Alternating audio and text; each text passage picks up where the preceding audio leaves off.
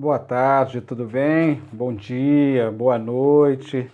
Então, hoje, dando continuidade ao nosso projeto, o que diz a palavra, vamos começar a entrar um pouquinho mais no Evangelho de Marcos, para a gente conhecer um pouco mais qual é a mensagem que esse Evangelho quer nos trazer. Então, hoje nós vamos ver um pouquinho assim, quem é o autor, quem escreveu o Evangelho de Marcos, o contexto, período histórico, político, religioso da época e o pretexto, para quem foi escrito esse evangelho, para quem foi escrito, qual o objetivo, qual que era a intenção original de Marcos ao escrever esse texto de contar essa história da vida e da experiência concreta de Jesus. Então, primeiro, quem é o autor? Marcos. Quem é esse que escreveu? O nome dele é João Marcos. Era comum na época usar o nome romano. Embora ele fosse judeu, ele usava o nome de Marcos. Marcos dava uma certa autoridade ou contexto que estava ali, então era comum os judeus usarem o nome romano. E João é o seu nome judeu, e Marcos é o seu nome romano. Então, João Marcos. Mas quem era esse sujeito, João Marcos? Ele era discípulo de Pedro e acompanhou Paulo em algumas viagens. Teve bastante tempo também com Barnabé, que era seu primo, também nas viagens, no primeiro momento do cristianismo, que foi de expansão do cristianismo, onde os discípulos deram continuidade àquele trabalho que começaram com o Mestre Jesus. Olha que importância de de Marcos. Então, ele conviveu com os dois pilares da nossa religião, do cristianismo. Pedro, que assim ele ficou mais dessa expansão por aqueles que vinham da tradição judaica, e Paulo, que é conhecido como o apóstolo dos gentios, que foi expandir o evangelho para o mundo pelo domínio romano. Então, através das suas viagens, das formas que ele convivia com as comunidades, e Marco acompanhou em algum momento, e depois ele teve muito tempo com Pedro. Então, ele foi um testemunho vivo ali do trabalho de Pedro de expansão do cristianismo. Não se tem ao certo se ele conheceu Jesus, se ele conviveu algum tempo com Jesus. Se teve, ele era muito novo, bastante novo, mas com Pedro, sim, ele foi até o final da vida de Pedro, o final da vida de Paulo, e depois continuou esse trabalho. Então, qual que é a justificativa ou o contexto? Era nos anos mais ou menos 65 a 70, entre 60 e 70 depois de Cristo. E para que ele escreveu esse evangelho?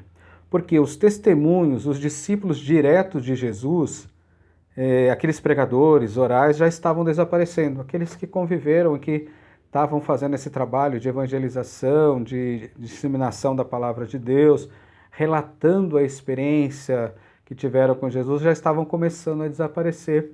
Naturalmente, vai ficando mais velho, mais distante do fato, do acontecimento de Jesus, eles começaram a faltar pessoas. O que Marcos fez? Ele fez um resumo por escrito das pregações, criando um manual para os novos missionários. Então, o escrito de Marcos, esse texto que a gente vai estudar um pouco mais, era um manual. Qual deve ser o centro da pregação do missionário, daquele que vai reforçar a fé no meio do povo? Assim como nós temos o nosso credo hoje, dentro do cristianismo, do catolicismo, a gente tem o nosso credo. Essa é a parte central, é a estrutura da nossa fé. Então, para esses primeiros cristãos aí, não os primeiros que conviveram com Jesus, a primeira onda assim, daqueles que depois da morte de Jesus, então foi feito esse manual. Ele resumiu, ele compactou. Havia várias pregações, vários tópicos já, a gente vai ver ao longo do Evangelho, que era comum, trechos de carta, algumas pregações específicas, principalmente sobre a morte, a paixão, morte e ressurreição de Jesus, que era o foco da propaganda, principalmente a ressurreição, que era a novidade. Então Marcos deixa isso por escrito para que todos possam seguir esse mesmo roteiro.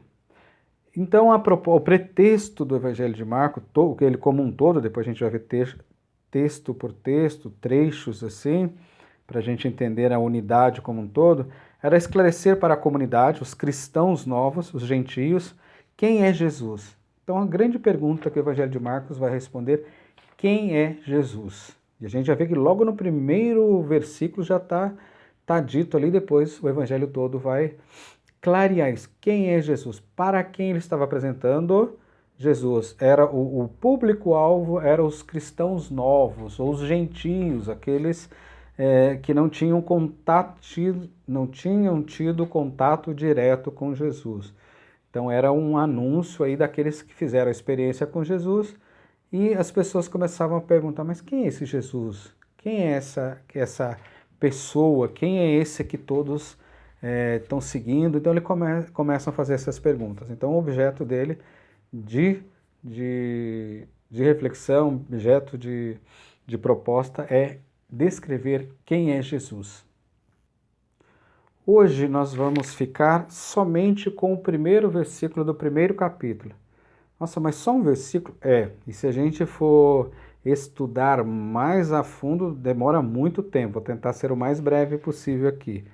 O texto de Marcos, fala texto, porque eu vou falar para vocês o que é evangelho. A gente está acostumado como o Evangelho de Jesus segundo Marcos, Evangelho de Jesus segundo João, Evangelho de Jesus segundo Mateus, Evangelho de Jesus segundo Lucas.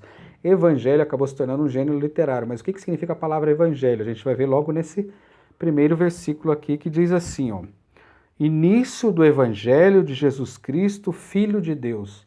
É um texto extremamente significativo, carregado de sentido. É uma frase só, mas assim, ó: início do Evangelho de Jesus Cristo, Filho de Deus. Tem muita coisa aqui. Como nossa conversação aqui, esse nosso curso, esse nosso bate-papo, é o que diz a palavra. Então, o que diz a palavra? A palavra de Deus, para ser compreendido na sua totalidade, além da sua dimensão espiritual, que a gente vai fazendo, que é de ordem reflexiva, mais individual, ela precisa ser compreendida também a palavra dos homens. Então, o texto aqui, o que diz a palavra. O início do Evangelho de Jesus Cristo, o Filho de Deus. Início. Aonde a gente encontra? O que significa essa palavra início? Assim, das várias Bíblias que eu uso aqui, a Tebe, Jerusalém, Pastoral, Ave Maria, da CNBB, há várias traduções para essa palavra aqui do grego. Um está no começo do Evangelho, na origem do Evangelho, no princípio ou no início. Então aqui é o início, né, de acordo com a Bíblia que eu estou aqui, início. Aonde a gente tem essa palavra? Começo, origem. É a primeira palavra da Bíblia, lá no Gênesis. A palavra Gênesis significa isso, origem. Então aqui Marcos está colocando esse começo. Qual é o começo? Começo do quê? Do Evangelho. Aqui nós temos uma palavra também extremamente significativa. O que significa Evangelho? A tradução para a palavra grega Evangelho é a junção de duas palavras, que significa boa notícia. Início da boa notícia, da novidade de Jesus. Então, qual é essa novidade? Que novidade é essa? Aí todo o texto de Marcos vai mostrar essa novidade. Então nós vamos ver essa novidade, que são esses dois títulos dados a Jesus, Cristo e Filho de Deus, tá? Então, Evangelho, qual é a novidade? Como que era usada essa palavra Evangelho na época? Na época de Marcos, essa palavra era usada pelos romanos para anunciar o nascimento de um herdeiro do trono de César. Tá? Era para anunciar quando nascia alguém, então a notícia, o Evangelho do nascimento de tal pessoa. Então essa era uma boa notícia para os romanos. Ou quando o Evangelho era a anunciação de um novo César, alguém que subiria ao trono, de um novo rei. Essa era o uso para os romanos, dentro da palavra grega, a palavra Evangelho. Lembramos que esse Novo Testamento, ou a Nova Aliança, que a gente vai ver para frente também, foi escrita em grego. Então a palavra originalmente significava isso, boa notícia. Também essa palavra já se encontra no Antigo Testamento, na Antiga Aliança, no livro de Isaías, em várias passagens. Eu vou destacar uma aqui. Isaías 52, 7. Diz assim: Que beleza pelas montanhas os passos de quem traz boas novas. A mesma palavra que está usada aqui, ó, início do Evangelho, início, boas novas. Que traz boas novas daquele que traz a notícia da paz, que vem anunciar a felicidade, noticiar a salvação, dizendo a Sião, teu Deus começou a reinar. Isso aqui lá do livro do profeta Isaías, capítulo 52, versículo 7. Tem uma música que a gente vai ouvir no final para um momento de oração, de espiritualidade, introspecção. Como são belos os pés dos mensageiros que anunciam a paz, que ele vive, ele reina, ele está no meio de nós. A gente vai ouvir para meditar um pouco sobre o que a gente ouviu agora, aprender um pouco essa palavra de Deus e depois no momento de introspecção, no final, ficar essa música para vocês, para nós meditarem. Então, que vem noticiar, anunciar a felicidade, a salvação, noticiar a salvação, dizendo a Sião. Quem que é Sião? Sião é uma cidade, uma fortaleza que Davi conquistou e tornou ali o seu lugar, a sua fortaleza. Então, Sião teu Deus começou a reinar. Sião é o epicentro da boa notícia. Ali que se dá a boa notícia, isso vai se espalhando pelo mundo, por todos os lugares. A ideia que nos ajuda a pensar que essa questão de epicentro é assim, você imagina um lago, água paradinha, você joga uma pedra, bate, ali as ondas vão se abrindo, aquele movimento vai se alargando. Então, Sião é o ponto de partida dessa boa notícia. Qual que é a boa notícia? O teu Deus começou a reinar. Então, o reino de Deus começou a acontecer. Então, essa é a boa notícia. Com quem esse reino de Deus começou a acontecer? Com Jesus. Aí Marcos, no Evangelho de Marcos, a gente vai ver onde aparece. Nós vimos como não era usado essa palavra evangelho para os romanos, como era usado no Antigo Testamento, e aqui em Marcos, como ele usa. Marcos, no mesmo capítulo 1, no versículo 15, ele vai dizer assim, o reino de Deus está próximo, convertei-vos e crede na boa notícia. O reino de Deus está para acontecer. O reino de Deus está acontecendo. Que reino de Deus é esse? Assim como eles anunciavam um novo rei, os romanos anunciavam o nascimento de um novo herdeiro, aqui preparem-se para ouvir a boa notícia que virá. Que boa notícia é essa? Jesus. Mas quem é Jesus? Fica aqui a pergunta. Quem é Jesus? Aí a gente já entra na continuação aqui, ó. Início do Evangelho de Jesus. Jesus a gente sabe quem é a pessoa, o Filho de Deus. Jesus, o Cristo. Em algumas Bíblias diz início do Evangelho, o princípio do Evangelho, começo do Evangelho de Jesus, o Cristo, o Filho de Deus. Aqui está dizendo início do Evangelho de Jesus Cristo, Filho de Deus. Só para a gente lembrar, Cristo e Filho de Deus são dois títulos de Jesus. Tá? Não é sobrenome, Jesus Cristo. Muitas vezes a gente pensa, ou comumente nunca parou para pensar isso, Jesus Cristo, dá a impressão que Cristo é sobrenome de Jesus. Não é. Jesus, o Cristo. Jesus, o Filho de Deus. O que significa? Esses são títulos dados a Jesus. Como os discípulos reconheceram Jesus. Reconheceram Jesus como o Cristo, reconheceram Jesus como o Filho de Deus, o Filho do homem, como estava escrito, como eles esperavam na época. Então vamos ver a significação desses dois títulos. Primeiro, Cristo. O que significa Cristo? E depois, Filho de Deus. Todo o Evangelho de Marcos, todo esse texto de Marcos, toda essa boa notícia de Marcos, é exatamente isso. Quem é Jesus? Então, do capítulo 1 ao capítulo 8 de Marcos, está respondendo o Cristo. Quem é o Cristo? E depois do capítulo 9 ao 15º, ao capítulo 15 de Marcos, está dizendo quem é o Filho de Deus, o que é ser Filho de Deus e o que é o Cristo. Então, todo o Evangelho de Marcos é isso, é respondendo a essa pergunta que está aqui logo na introdução, logo no primeiro versículo. Quem é Jesus? Jesus é o Cristo, Jesus é o Filho de Deus. Mas o que é o Cristo? O que é o Filho de Deus? É o que esse Evangelho vai responder para a gente. Então, hoje a gente vai ver um pouquinho o que é o Cristo, o que é o Filho de Deus, depois a gente vai aprofundando exatamente como isso foi se revelando na narrativa de Marcos. Como ele vai narrando, aí a gente vai ver conjuntos de textos, desde o nascimento de Jesus, o anúncio de João Batista, até a morte e a ressurreição de Jesus. Então, o primeiro tópico aqui, o que é o Cristo. A palavra Cristo significa consagrado por uma unção. A palavra Cristo é a mesma coisa que ungido. Lembra do crisma? O crismando aqui é um ungido. O crismado é aquele ungido com óleo lá do batismo, depois no crisma, no sacramento do crisma. Então a palavra Cristo significa ungido. Então Jesus, o ungido, consagrado por uma unção, como era consagrado os reis no Antigo Testamento, lá na Antiga Aliança, fazia toda uma celebração onde era untado com óleo sagrado, era todo um ritual. Como na Idade Média também, todo rei que era consagrado, todo senhor feudal, todo rei era ungido, era abençoado. Então, ao que se refere esse título? Quando se fala que em Cristo significa ungido, significa o Messias. Cristo é o Messias. Quem que é o Messias?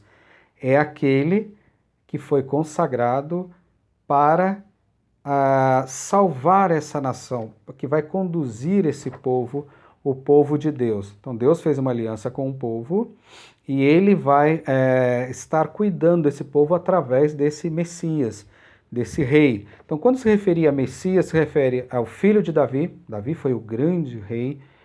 Davi era uma pessoa simples, pela sua força, ele conseguiu, pela sua força, pela sua inteligência, pela sua liderança, ele conseguiu dar a Israel o estatuto de uma nação. Israel é um povo pequenininho, ele conseguiu criar os exércitos de Davi, lutar contra os impérios dominantes e dar uma soberania a esse povo de Israel. Então, na época de Jesus, se esperava a vinda de um Messias como foi Davi. Então, o Messias que eles esperavam era o filho de Davi, um profeta, o rei de Israel. Mas Jesus não se encaixava nesses títulos, não se encaixava a imagem de rei, de profeta, dessa questão do poder, da exaltação do poder. O messianismo era assim, se esperavam há duas formas que a gente pode compreender o messianismo. É importante para entender aqui quem é Jesus. Então, duas vertentes. O messianismo é como o fim da história, mensagem messiânica, tem até hoje no presente com a gente. De 1000 a 1000 chegará, a 2 não passará. Esse milenarismo que tem por aí. Então, isso é messianismo, a espera do fim da história. Mas esse fim da história, de acordo com as vertentes, as dimensões messiânicas, pode ser de duas formas. Como uma intervenção divina, um fim, né? Que pode ser catastrófico ou salvífico. Vai ser o fim da história, uma destruição, uma visão meio apocalíptica, assim, de acabando tudo, destruindo tudo. Então é o fim da história, vem o Messias para acabar com tudo, e inaugurar um reino novo, ou vem um Messias que vai resgatar esse mundo, esse mundo que não está de acordo com o Criador espera. Então vai resgatar, vai salvar esse mundo. Então, são duas visões, gente. Uma para destruir e outra para salvar. De qualquer forma, a ideia de messianismo é de uma intervenção divina. Seja ela para destruir, que não tem mais jeito, não dá, tem que recomeçar tudo de novo, ou para resgatar. É nessa segunda dimensão que Marcos escreve, para salvar, para resgatar. Jesus veio como Messias para resgatar esse mundo, e não para destruir esse mundo, e sim o resgate. Mas como? Então ele não veio como um Messias político. Então houve essa novidade, essa boa nova, que Jesus não veio, ele não se encaixava aí. Então Marcos vai ter que explicar que Messias é esse, que tipo de Messias, qual que é a mensagem, o que esse Messias veio, para destruir ou para resgatar? E Marcos vai colocar como Messias o Salvador, mas não na dimensão política como muitos esperavam. Esperavam um rei que destruísse os romanos, né, como Davi, destruísse os romanos e recuperasse a soberania de Israel, porque agora Israel vivia sob o domínio do Império Romano. Então eles acreditavam na vinda, esperavam, aliás, a vinda de um Messias, mas um Messias numa dimensão política. Mas o que Marcos vai nos revelar? Um Messias numa dimensão espiritual, que significa a esperança do cumprimento na promessa de Deus. Então ele mandou aquele mensageiro, né, que anuncia Aqui anuncia que o reino vai começar aqui agora, não vai destruir, era uma transformação. E Deus se manifesta, se nos apresenta através de Jesus como deve ser esse resgate, o que nós devemos, qual é a nossa parte dentro dessa relação, nessa aliança que foi feita com Deus. Então, que Messias que Marcos nos apresenta? Então, continuando aqui, então Marcos ele apresenta para a gente esse Messias como o servo de Deus, o servo sofredor, o filho de Deus, o filho do homem, que é a segunda parte do Evangelho de Marcos. Olha que a gente viu, Jesus é início do Evangelho de Jesus, o Cristo, então Cristo ungido, é filho de Deus. Como que ele se apresenta filho de Deus? Mas não filho de Deus como Altíssimo. No contexto que nos apresenta aqui, no capítulo 8, no versículo 29, vai ter uma situação que Jesus pergunta para Pedro, o que dizem que eu sou? Uns falam que você é o profeta, outros falam que você é o rei, o filho de Davi, e pergunta para Pedro, e para você, Pedro, para vocês, discípulos, quem eu sou? Tu és o Cristo. Aí sim está a confissão de Pedro. Aí termina essa primeira parte do Evangelho. Aí começa uma segunda parte. Que Cristo é esse? Qual é a missão desse Cristo? Como ele se nos apresenta? Aí sim, há uma nova situação que vai discorrendo várias situações, e aí está lá, os discípulos estão discutindo, no capítulo 9, versículo 33 ao 37, quem é o maior? Então aí ele vai mostrar qual é essa novidade messiânica, como Deus se apresenta para nós. Ele se apresenta como servo sofredor, aquele servo, aquele que será esmagado, será humilhado, mas será exaltado. Então aqui está falando da paixão, do sofrimento de Jesus, a morte e a palavra final de Deus, que é a ressurreição. Deus é fiel até o fim, assim como seu povo deve ser fiel até o fim, como Jesus foi fiel até o fim. Ele assumiu nele a humanidade, como deve ser a sua relação, a relação nossa com o nosso Deus. Então aqui está mostrando a relação entre servo e senhor. O que mantém a relação entre servo e senhor? A fidelidade. Ao servo cabe a lealdade e a confiança, e a Deus, o Senhor, a sua proteção. Então Deus revela como proteção para nós. Então os discípulos discutiam entre eles, quem é o maior? Aí Jesus disse, se alguém quiser ser o primeiro, seja o último de todos, aquele que serve a todos. Aqui está a imagem desse Messias. Que messianismo é esse? Ser o Filho de Deus, ser o servo sofredor, aquele que serve. Então, essa é a salvação. Não a guerra, a destruição, mas o resgate, o serviço. Então fica aqui para a gente como a gente vai caminhar. Agora a gente vai daqui para frente começar a conversar dos trechos, aí sim, das perícopes, das parábolas, dos milagres, qual a significação disso. Tudo isso vai estar respondendo a essa pergunta. Quem é Jesus? Jesus, o Cristo, o Filho de Deus. Então, até a metade do Evangelho, do texto, vai falar o que é o Cristo, e daí para frente, qual é essa novidade? Que é o Cristo, é aquele que é Filho de Deus. E aí a gente terá uma visão completa e compreenderá melhor o que a palavra quer dizer. Então agora vocês fiquem aí meditando um pouco sobre isso que a gente ouviu hoje, com essa música, com essa melodia que fala desse anúncio aí, desse som, desse passos de esperança que vai ser anunciado.